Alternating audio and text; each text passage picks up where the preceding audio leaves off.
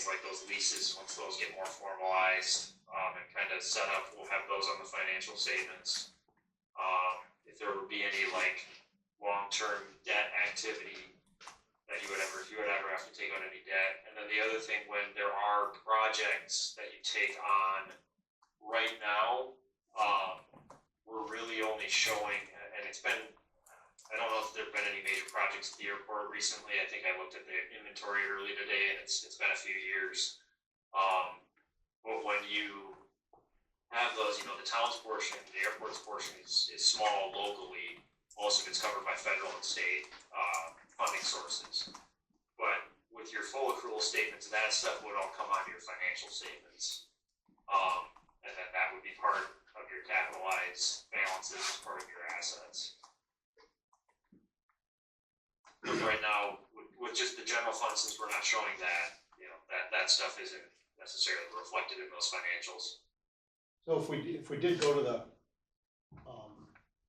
entity-wide financial statements where they had their own audit, would they be billed separately directly, or will that cost, or would that still come through as part of the town bill and we'd have to be reimbursed by the airport?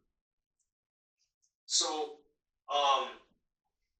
that we can kind of isn't something we have to decide right now. If we can certainly bill it as just part of the in one invoice, just for simplicity, and itemize what we're billing you for, so this portion is from the town, this portion is for the specifically for the airport audit. So, or we could, if you want that set up in a separate manner, we can do separate bills for it in some manner as well. So that's kind of, we can do that, whatever works best for you and whatever is easiest for everyone. Sure, thanks. When Jeff and Megan were here to give the 24 report on the financial audit, to your point about projects and capital and that type of thing, one of the projects that was somewhat in progress by that point was the construction of an additional T hangar at the airport, which it is, I'll just say it is municipally owned rather than privately owned. Because of some of the circumstances with Frank's passing and him being the primary point of contact between the town board and the airport commission, as Rob reported during the airport report, there's been some lack of continuity on that. My understanding at this point, however, is that project has not been officially closed out, retainage paid out, all of that type of thing. So where we were, from just so you know, from a budgetary standpoint, is we budgeted for the quote traditional level of service, if you want to call that, or traditional scope of service. But as we kind of turn the corner on 2026 here, one of the things that may also play into that is the final closeout of that project is capital and being a full, I'll say a full constructed asset rather than half built, and whether or not that's something, to me, probably finding that general fund audit and airport transfer into an enterprise fund would, at least in my own mind and experience, probably be a likely good first step, going all the way to a town-wide financial statement. I'm not sure, because of really the lack of capital outside of those two structures and kind of the purpose of segregating funds for the airport into a separate enterprise audit. I don't know that we're quite there as a municipality from a level of activity and depth on what else we have going on. Explain that further. I don't understand what you're saying there. When you say we're not very. I don't know that we would get an additional benefit per se to break out a third piece on a continual basis, to have, at least my understanding of between what Jeff had kind of provided at the time of presentation and what Brett just reviewed, more traditionally associated with villages or large towns rather than. Yeah, right. So what's the difference as far as, to me, the more in-depth an audit is, whether it's the airport, the town, whatever entity, I'm not saying this just because of the airport, but which gives the deeper dive from an audit perspective into tracking expenses, reporting expenses, having expenses audited, and I'm probably not using the right phrases here, but which of these options gives the most in-depth look, just for checks and balances? So from an audit perspective, we still do a lot of the same things. We still look at expenses and revenues between the two types of audits, and I don't know that everyone will be able to see this, but I'm going to share my screen with you here and just show you kind of an example quick for a town that we do. They only have a general fund, but so like I'm going to kind of skip around here, but so this is their general fund financial statement. Similar to what you guys have, they have a little bit more going on. This is a town up in the Eau Claire area. So, they've got cash, their tax roll activity, some payables, some liabilities, fund balance. Looking at their statement of revenues, expenditures, same type of thing, taxes, intergovernmentals, charges for services, same types of expenditures there. So that's what you guys get right now is those general fund financial statements. The other side of it then is this statement of net position here. So this is their general fund, and then we just take that and we add on these non-current assets. So the main things is capital assets, and then if they would have any debt, which they don't really have any right now. But so we're adding on these capital assets. So to get to this point, we've got to do pretty much all the same things. We've got to look at your expenses, work with you on tracking your capital activity. So like for a town in your situation where you've never done this side of it before, the biggest thing is going to be getting an idea of what you've got in capital assets. Because that, while year to year we look at your activity, we kind of make sure the things you're saying you're doing, your road work, your road repaving, your maintenance, your upkeep. We're taking a look at that. We do analytics. We dive into things that are matching up with our expectations. But the year-over-year tracking of what those capital assets look like long term, that isn't done as much. Just because your general fund, we don't have to report that. And the main things for towns, it's your roads. You got maybe obviously with your airport it's a little bit different, but you've maybe got a town hall, you've maybe got a shop that's separate. Some places are the same, some places in separate buildings. Some places will have parks, but then it's just what's your road work, that's been done every year that would need to be included in these capital assets. And then if you do have long-term debt on your liability section down here, we would book that as well. There's some other stuff that goes into it, depending on whether or not you're part of the WRS or any other state benefit plans.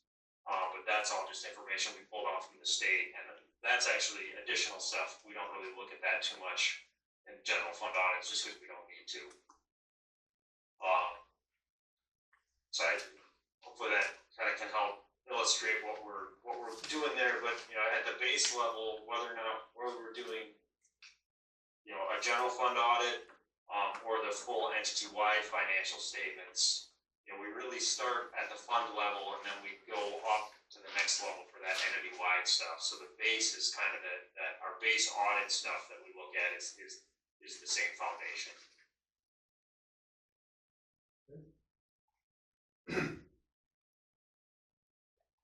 And for towns, especially small towns in more rural areas, you're not.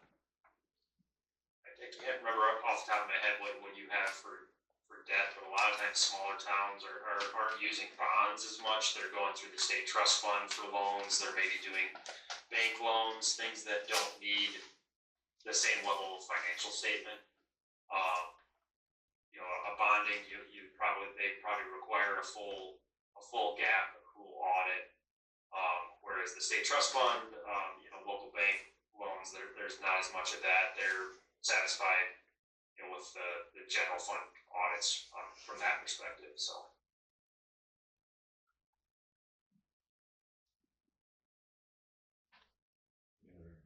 Questions? No, not at this point. Well, at this point, Jeff had provided us with an engagement letter for 2025 to be completed in 26 that was similar to the scope of historic service. Yep. Yeah, that was just, just, if you wanna change it, we can always change it, but just keep it for the meeting for now, so. At this point, I would move that we authorize, signature on the engagement letter with Johnson Block for 2025. Keeping it the same as it has been. Correct. I second that. All in favor? Motion's been made to engage with Johnson Block for 2026 with the same level of service that we've had in 2025 and in past years. All in favor? Aye. Aye. Opposed? Motion carries. Appreciate you joining us. Yep, no problem. If there's any other questions, just feel free to shoot us an email and we'll be happy to get back to you. Thanks, Okay. team. Appreciate it. Alright, thank you. Okay, open agenda, new business number 2, update on open chair position and open airport commission seat. Obviously, because we just haven't discussed this yet, so tonight's the first time we're openly discussing it. Obviously, Frank was chairman, and he was the town rep to the airport commission, so we have that may be filled by the same person, or both, it may not be. Obviously, short term, we have to do something with the airport commission. Like I said, I'm gonna be joining the meeting. But at this point, I think if anybody has any suggestions, if anybody would like to be considered for a position on the board or to replace Frank, not necessarily as chairman, we haven't decided that, or as a supervisor, that hasn't been 100% decided yet either. So if anybody does have anybody in mind, whether you know that person is interested or not, we can always reach out to them. But we would like to have input from residents and constituents on suggestions. And we could try to have those into us for our January meeting, and then maybe we can take it up in January at our monthly meeting as well. So just to be clear and to frame, I've gotten a handful or 2 handfuls of questions about this. The town board is responsible to fill the vacancy at this point, correct? Correct. And that would be through the remainder of the term of, I'm just gonna call it April of 2027 for lack of a date in front of me. Right. And we have the ability as board to, or responsibility, not the ability, but the responsibility to fill that vacancy in a timely manner. And this is actually one of very few scenarios where our town clerk casts a ballot on that as well. That's correct. So yeah, I would say if there's folks out there that are interested in becoming involved in the board, to reach out to either myself or Supervisor Martins or the town clerk, but not all 3 of us at the same time. Any questions? Is there a time limit on that? When, I believe it just says as quickly as we can, or in a timely manner. so no hard, No hard, Okay. fast date. And hopefully you can understand that we want to address this as soon as we can. sure, But we also want to take the time necessary to make sure it's the right choice for the town. So, great, thank you. So please, you know of anybody, whether you've talked to them or just want a suggestion where we reach out to them, let us know by end of the month or first week of January, and then we can make some contacts and hopefully further this along by our January meeting. So thanks. Okay, new business number 3, update on recent snow and storm plowing. think we probably covered that already. Anything else? Have you thought of anything between a few minutes ago and now you wanna add? Not really. All right, I do have one thing, because I was the guy that showed up half the parking lot. The truck that you guys use to do lanes and narrows and whatever, is it possible to have them plow the parking lot out in front? It is. Can we add that to the Sure. list of service? Yeah. Thank you. and And just this parking lot then, not, that's it, right? This parking lot. Frank used to come up here with his truck and plow the parking lot. I thought the airport was now doing it for us. They did part of it.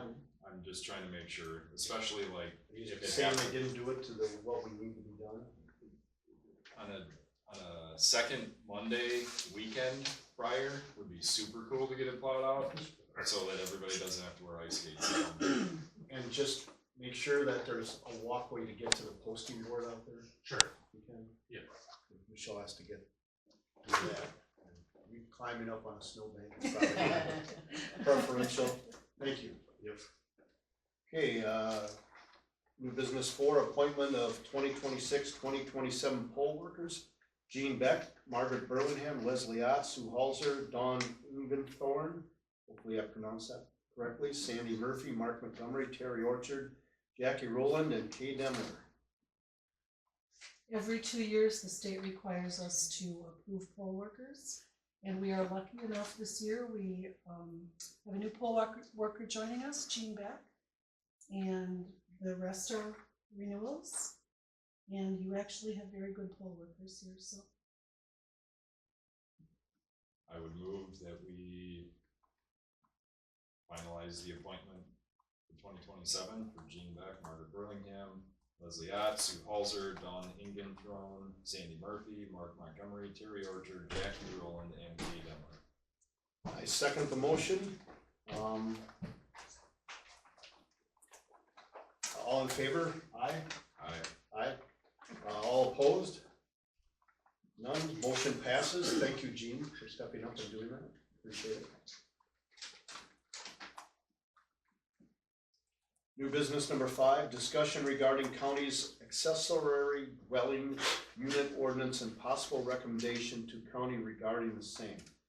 This is, we had a county, we hosted at the high school, Palmyra Town Board hosted the county's district, region, whatever, the Wisconsin Towns Association a couple weeks ago.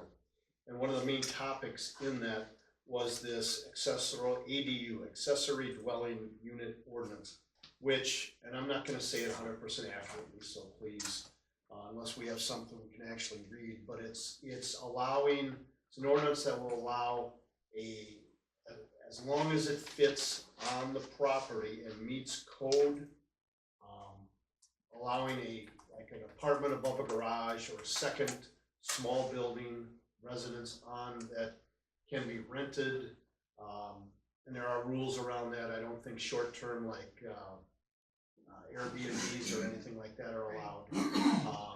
But the county's come to us, much like they did with the solar farms, asking us for not necessarily a vote, but recommendations or an opinion. And if I heard correctly, the county did disallow the solar farms. I thought I heard that. I will have to double check. But this is another one where they're coming to all the towns in the county and just asking for our opinion on these. So we sat through the discussion up at the high school. It was interesting. I still don't know all the details because I didn't go through anything in depth. I think it has support at the county level. Josh, anything you want to add, or do you have something you can actually? You want me to? So this is correspondence that we got from Matt Sengel at County Zoning. It says attached you'll find proposed changes to the Jefferson County zoning ordinance. Specifically, the proposed changes would allow for accessory dwelling units or ADUs on certain properties throughout the towns. An ADU is often referred to as a mother-in-law suite. Is is a small second residential unit on a property. It is accessory to the principal use or main residential home and can be attached to the primary home or within the detached garage or structure. This ordinance is being considered under the county's desire to conform with the strategic plan that was adopted after significant community input. The pillars of diverse housing opportunities and an intentional growth are captured in this ordinance change. ADUs allow for an affordable housing option at a price point far below the high rates for new construction. Furthermore, this immediately increases density without sacrificing a single acre of farmland, keeping the agricultural identity so crucial to the county completely intact. Earlier this year, we sent a brief survey to gauge the interest from towns for ADUs. The responses indicated support for the text amendment, but also identified some common concerns that the Planning and Zoning Committee took into account while developing the proposed amendment. Below are the concerns and the proposed language changes to address the concerns. As with any zoning ordinance text amendment, the majority of towns must be in support of the amendment in order for the Planning and Zoning Committee and County Board to adopt the language. Concerns that were identified: 1, sanitary districts or properties, septic systems are not sized, is not sized to property and will become undersized with the addition of an ADU. The new section requires that septic systems are sized to serve the total number of bedrooms on a lot, including the primary residence and the ADU, and also that approval from the sanitary district shall be obtained prior to a zoning permit for an ADU that will be issued. Second point, lots or parcels in the town are too small to support a second home or ADU. The revision prohibits ADUs on substandard, non-conforming, or lots below the minimum lot size. Many towns have small lots, generally lots around lakes that are barely large enough for one single home. These do not meet the current minimum size standard within the zoning ordinance and would not qualify for an ADU.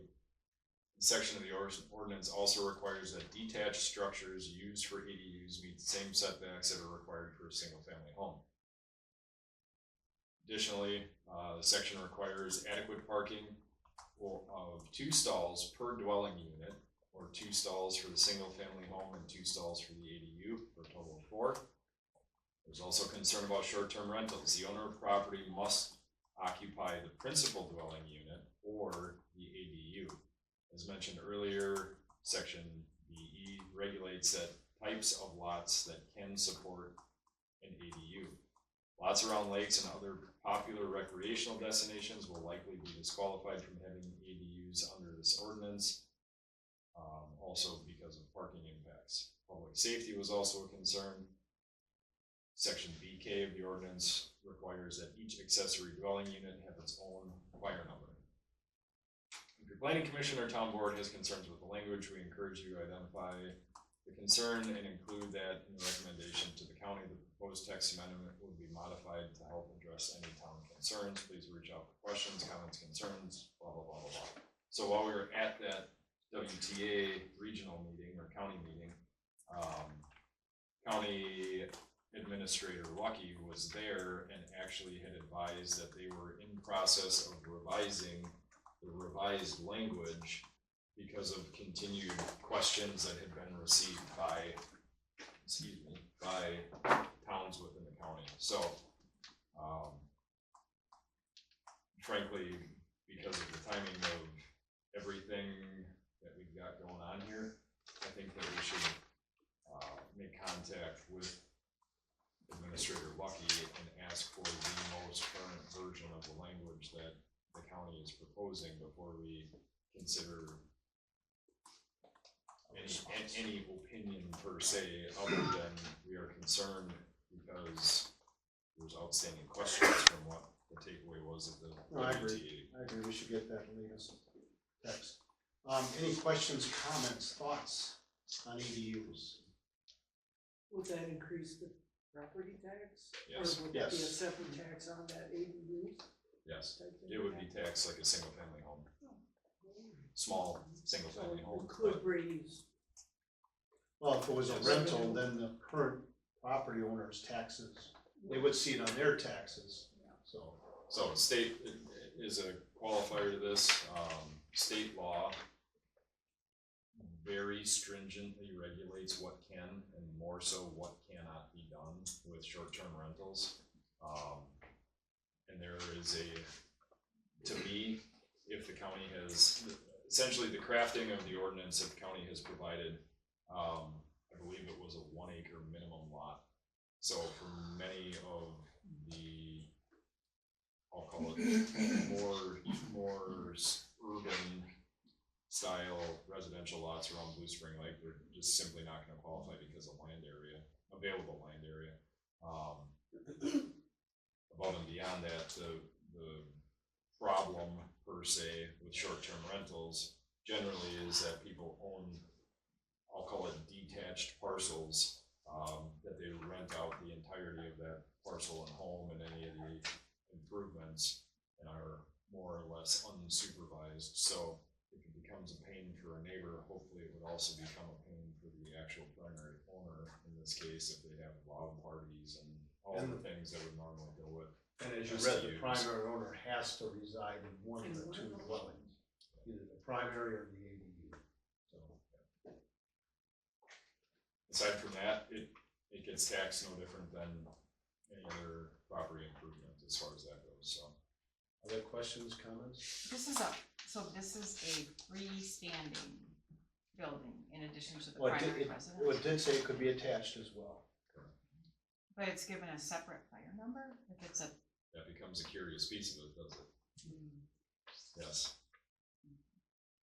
Because it's a separate dwelling unit, even though it may be attached to the primary structure, it would have a separate fire number so that they theoretically could respond to the attached 2-bedroom suite carriage garage versus a primary home. But that brings into a lot of very other discussions about having attached dwelling units and firewalls and things like that then also need to be part of any sort of improvement through the International Building Code rather than any sort of zoning or required stipulation. So if with an attached, does the primary owner get a building permit to add on to that? Or is it like a new building permit or what would that be? I'm not sure I follow what you're. Well, I mean, if I were to add on to my existing home and it be a part of my home, how does this differ if you're affixing it to a permanent residence, other than it gets its own fire number? It would. So you have to identify it as another primary residence but attached. It would have to.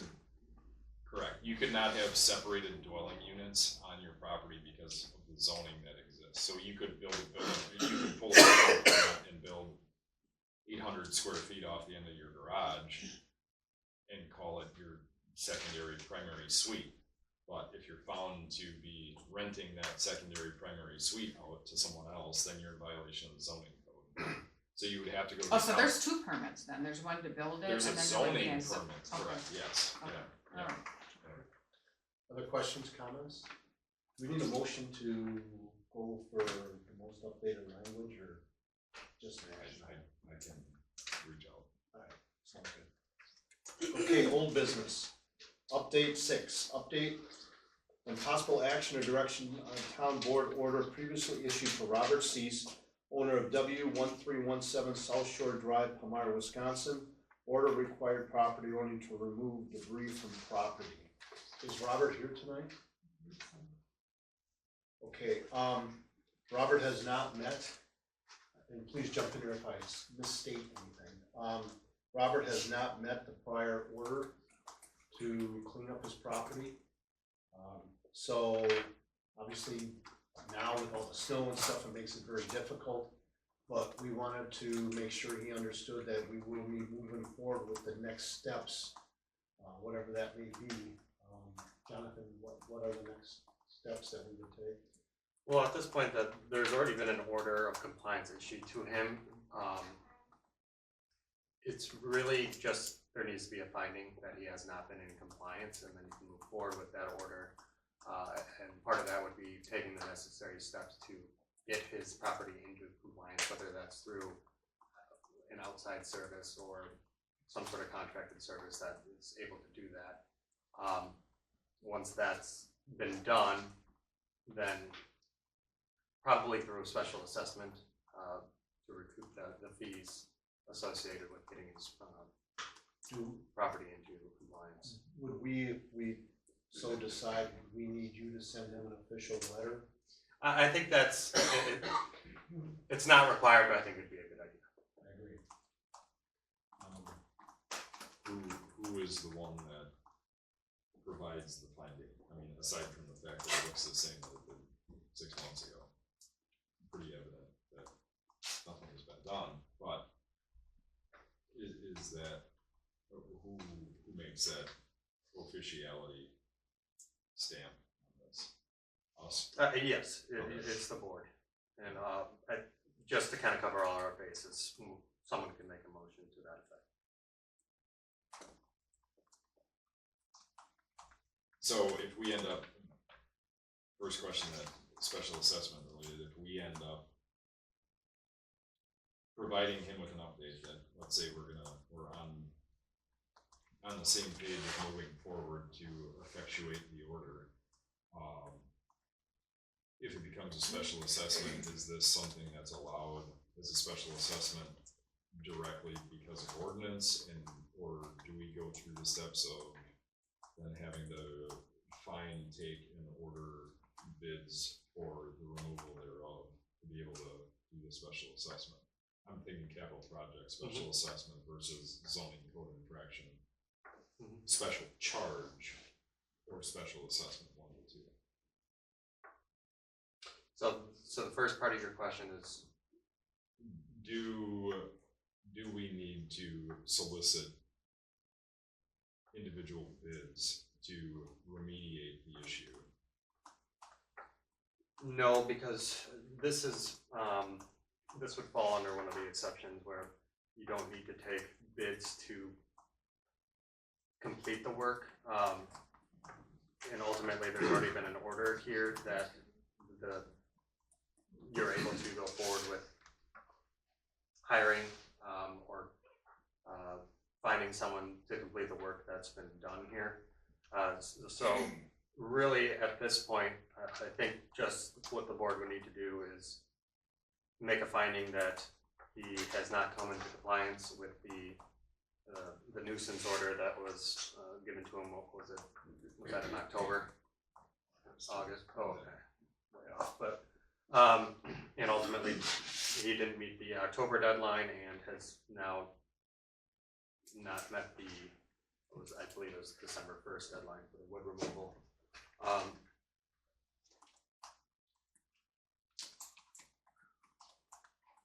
And then I think if someone wanted to make that motion, as part of that motion, direction to me to send him a final notice letter. I think that's what you described, Rob.